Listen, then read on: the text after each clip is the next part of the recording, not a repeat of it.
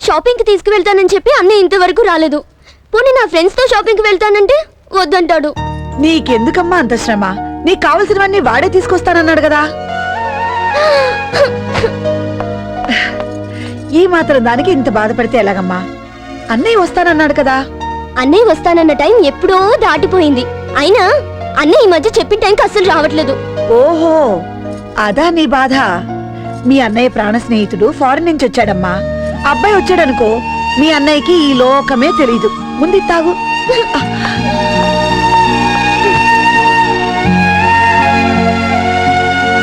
అన్నయ్యకి నాకంటే ఆ ప్రాణ స్నేహితుడే ఎక్కువ. అవును, ఎక్కువే. వాళ్ళ నాన్నగారు మనకు చేసిన సహాయం, ప్రోత్సాహం వల్ల మనం ఈ రోజు ఈ స్థితిలో ఉన్నాం. వాళ్ళిద్దరి స్నేహం స్వచ్ఛమైన స్నేహం. ఆ స్నేహం అలాగే కలకాలం ఉండాలని మనం కోరుకుందాం. వాళ్ళ స్నేహాన్ని తప్పు పట్టద్దు. క్షమించమ్మా, ఏదో పొరపాటున అనేశాను. అన్నయ్య సంతోషమే నాకు కావాల్సింది.